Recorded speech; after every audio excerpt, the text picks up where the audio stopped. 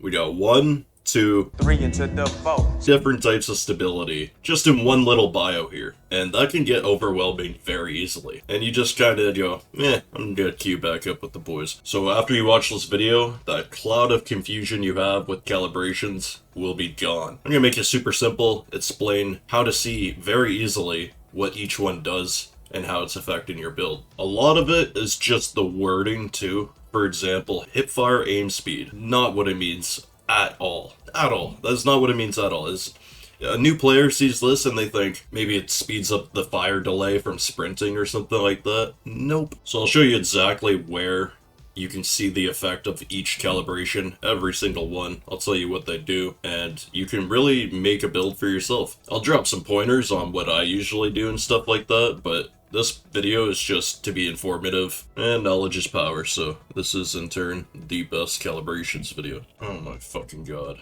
Alright, so first of all, we have the calibrations page.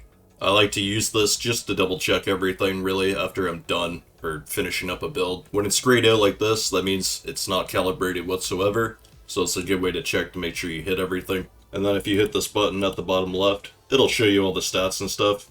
But I actually don't really use this because I just use the details and I look exactly what the gun's doing instead of worrying about the exact calibrations. So when you calibrate something like muzzle velocity, for example, it's going to show up here in this little bio, but most of the things that you calibrate are actually going to be in the details, and I just want to make this clear. A lot of the details don't show up. As you can see, it just shows 1.0 if you're in the build menu. But if you click loadout, click the weapon that you're actually working on, then go to details, your numbers will show up. These numbers on the left are the default, and then the numbers on the right are your current build.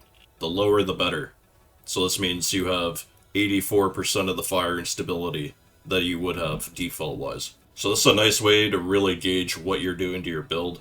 You can see exactly how much recoil you've eliminated. This is an M16 build, so we wanted to focus on the vertical burst recoil. Well, sorry, the horizontal, really. Always want to get rid of that. So I'll set this barrel to default, and then the fire and stability is at 0.87.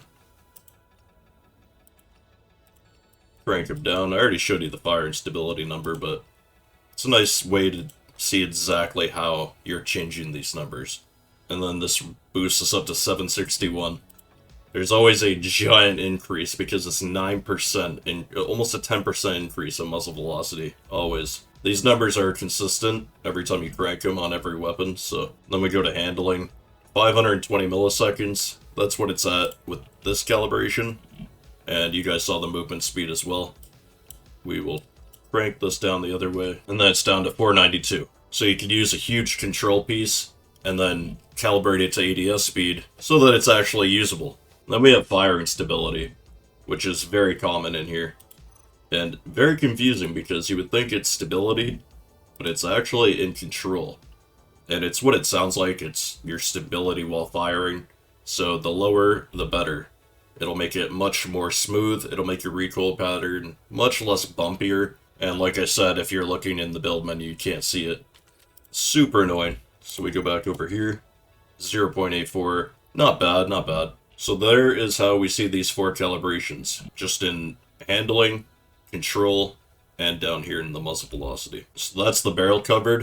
I'm going to move on to the foregrip here. So we have ADS speed once again. You guys already know what that does. You already did. And then we have extra control, which is as simple as it gets. It really just makes your recoil pattern better. So we'll look at details here. We see the pattern. This is default. Then we turn this to the right. And it gets a little bit better. It gets 4% better to be precise. I should have showed it minus 4% versus 4%, but you guys get it. You can see it. It's pretty nice. For the bottom bar, we have ADS movement speed once again in the handling tab. And then we have stability when moving. We're going to click loadout. We're going to go to the stability section. And if we look at the second last bar, current movement stability, 0.2. This is as good as it gets. This is really worth it in my opinion. I'm not saying every build has to get all the way down to 0.2 because it'll cost a lot of points and stuff. All I'm saying is this is well worth it. It makes any build feel 100 times better. The only thing I can take away from what they tell us is that it's removing any sort of bloom, really. Either way, it's nice to gauge here. And that covers the first grip. Let's move on to the rear. So for the top bar, we got extra control once again.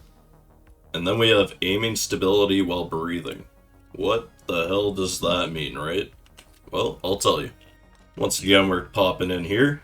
And we're going to look at the very top bar, the sway range. We can see exactly how much it sways. The white box being the regular, green when you hold in your breath, and then red when you run out. As you can see, it's very good. So let's see if we crank it to extra control, what the stat looks like. So it goes up to 13. So this is where I would definitely sacrifice something. I'm always going control over aiming stability while breathing every single time. It makes a really easy choice here to just crank control. It's pretty much a given. I just always crank this bar to the right. And then for this bottom bar, we got stability while moving again and hipfire aim speed. Finally, I get to cover this one. Plot twist, it just means ADS speed. And let me show you. We're at 501. Let's crank this bad boy. 4%. And we'll take another look. 43. And as you can see, I don't even have to look, but the sprint to fire delay didn't change. The one thing you would think would. So that should clear a lot of confusion. If you see aim speed, it's just talking about ADS.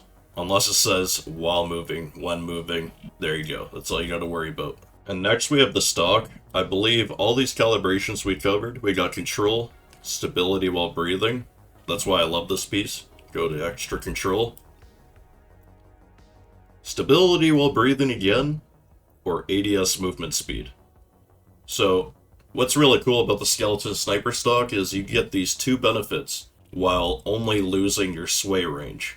Where usually, with every other stock almost, you're losing either firing stability or ADS speed. The Spec Ops tactical stock.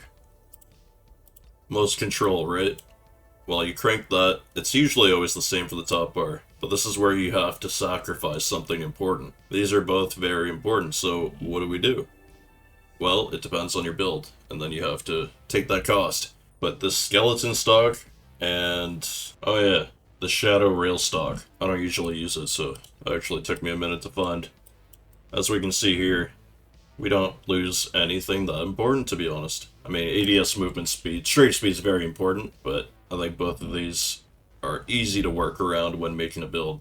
Alright, now we got the Optic sight, and this bottom bar right here is very confusing.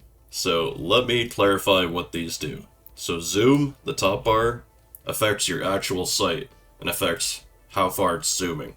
This bottom bar is what affects your view to the scope, not the actual sight itself. So if we set this to the left, decreases the distance, set it to the right, increases it. For the one-time sight, this is what I usually set, both to the left. And what this does, once you have the settings set as well, you go to the settings, game settings, scope magnification adapts automatically, set this to on with those calibrations. When you ADS, see how it doesn't zoom in? You can't see nearly as far, but your visual recoil is nearly gone. But it all depends what sight you're using, and it's just preference. At least now, you know what exactly these bars are doing. That's all that really matters. Alright, so I think that covers everything. If you guys have any questions, please feel free to let me know. And let me know what you guys want to see next. I just tried to find the username of the user that gave me this idea to cover Calibrations specifically. Wanted to give him the shout out, so if you comment, I'll pin your comment. And yeah, hope you guys enjoyed. Make sure to subscribe, set the bell to all posts, and I'll see you in the next video. Peace out.